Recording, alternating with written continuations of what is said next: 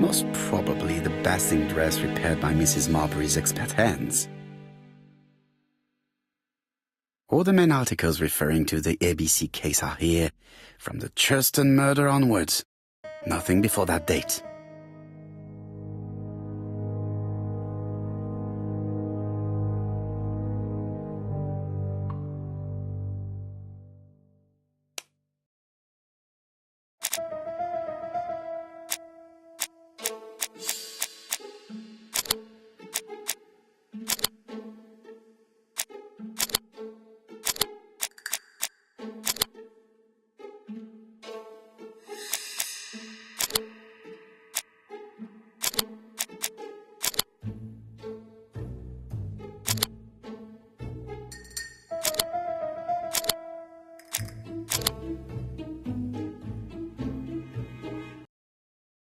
The register shows that Cust did not sleep at the guest house on the day of the murder. Where was he? Bexhill. The Bexhill paper reveals it. Cust bought this newspaper in Bexhill on July the 25th.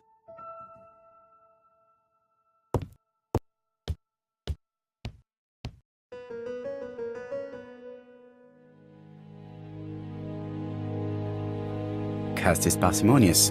He keeps his pencils and sharpens them until there is nothing left.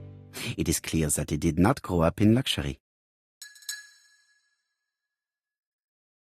I have to get the ribbon. How am I going to do it?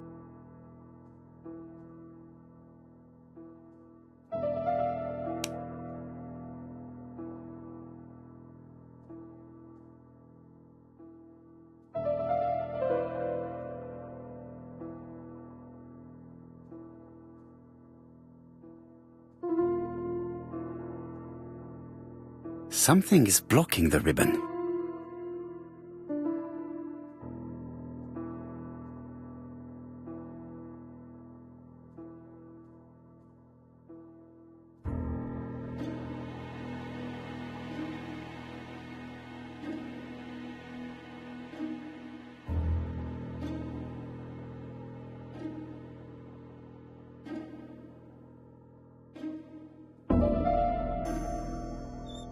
The left-hand heel has been removed.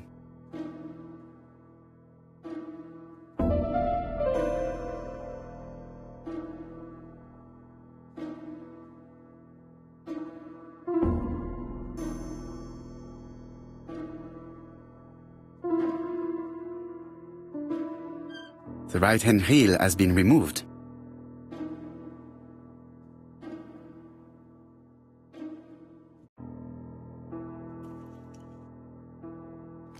And here is the ribbon.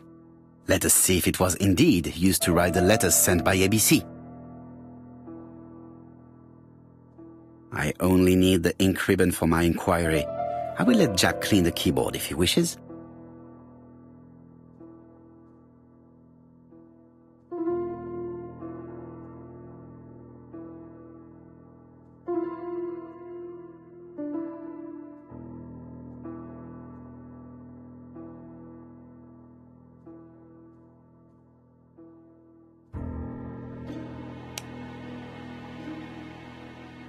I know this medicine. It is a powerful set.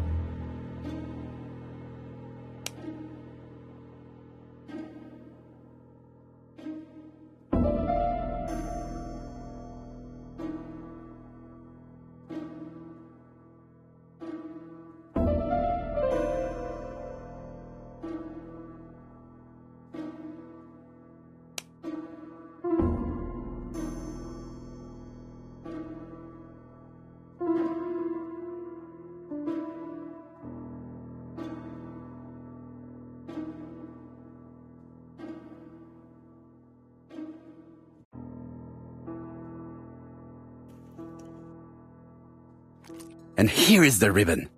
Let us see if it was indeed used to write the letters sent by ABC. I only need the ink ribbon for my inquiry. I will let Jack clean the keyboard if he wishes.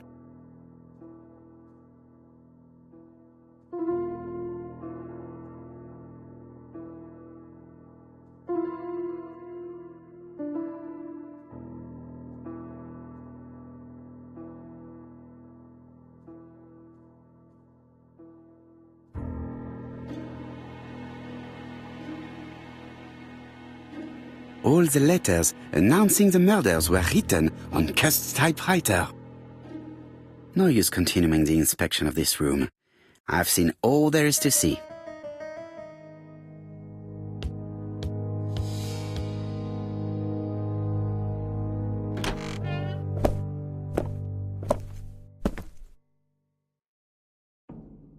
Goodbye, Mrs. Marbury. Thank you for your help. I look forward to seeing you again, Mr. Poirot. Ah, Chief Inspector. I was about to leave. Good evening, Chief Inspector. Welcome. Please excuse me, I must go to the kitchen. I'll leave the key of Mr. Cust on the counter. I'm sorry I'm late. I've spent ages with the Doncaster police. And you? I have established one fact. On 3 occasions, Cust was at the scene on the day of the crimes.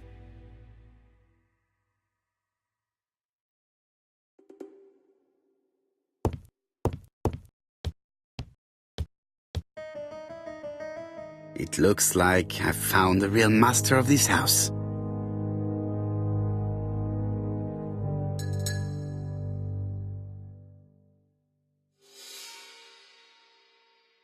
There is no need to worry about the household cat.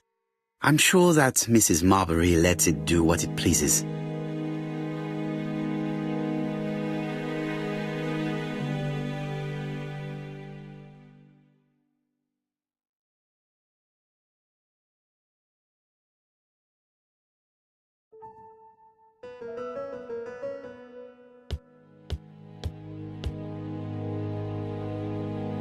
I've listened closely to what you have to say, Poirot. For me, there's no doubt Cust is guilty. Do you have any element that might prove the contrary? That is what we're going to look for. Let us now try and get our brain cells to work.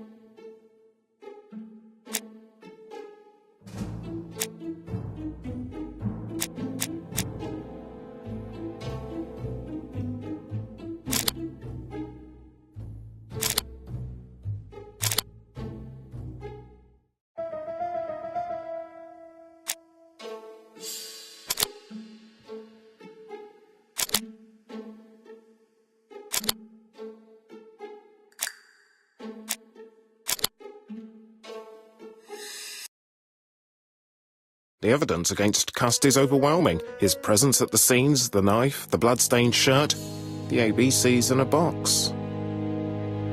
C'est vrai. However, the blood Mrs. Marbury saw on Cust's shirt may have been his own. According to his medical records, he suffers from hemoptysis. The murderer cut Sir Carmichael's throat from behind, and the blood spurted outwards. You would expect the murderer's shirt to be stained on the sleeves, not on the buttonholes, yet we see quite the opposite. You would expect the murderer to keep the newspaper articles about his crimes. But Cust's collection starts in Cheston, as if it discovered the case rather late. I agree it's troubling, but it doesn't change my mind. There's small details that we should be able to clear up by questioning Cust. When can we talk to him?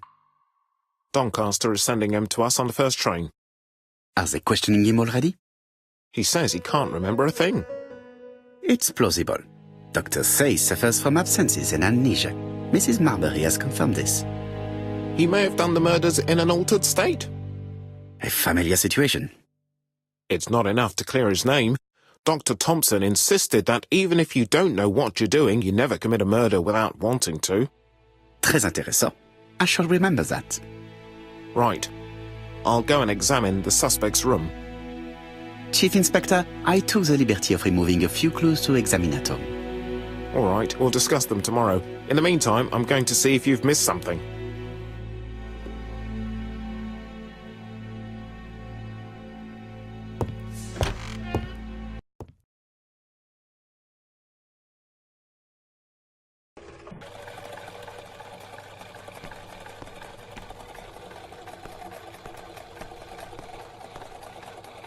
To Scotland Yard, please.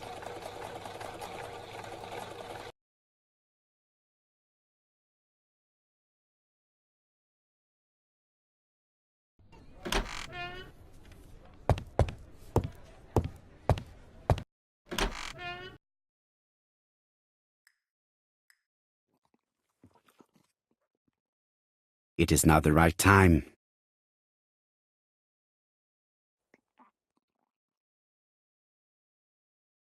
This man is not in good shape.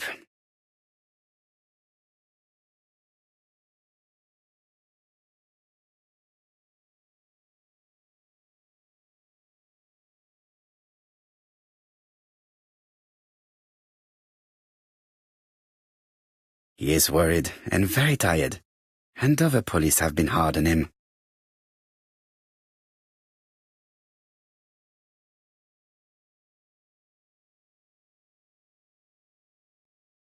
What do you want from me?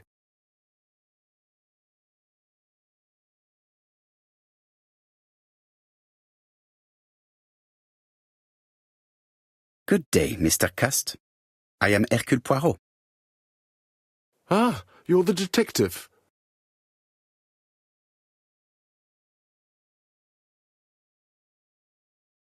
Yes, I am the person you have been sending the letters to. I didn't write these letters. I've already said so.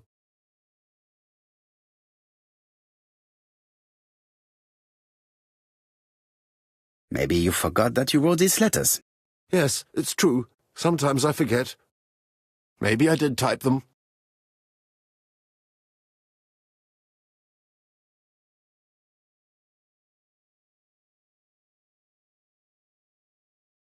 Are you capable of murder, Mr. Cust?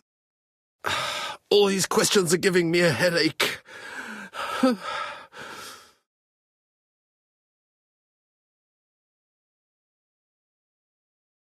You suffered during the war. It's true. I was wounded. I suffered. But the army was the only place I didn't feel inferior. No questions. Just orders to follow. But ever since you were wounded, you have absences, bouts of amnesia. And headaches. Professor Clark treated you. Yes, a few years ago he really helped me with my burned throat.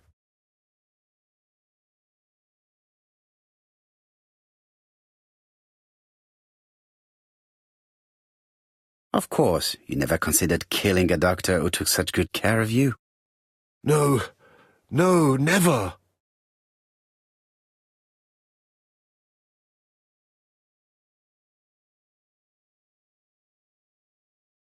Do you deny being at the scene of the crimes? So? There was no harm in being there. It was only for my work.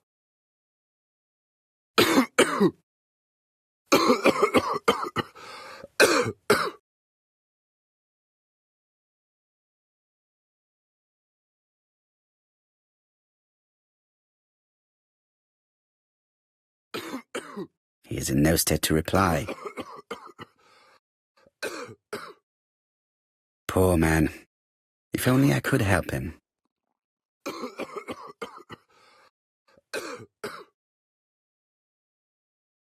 I am not going to leave before having finished questioning him.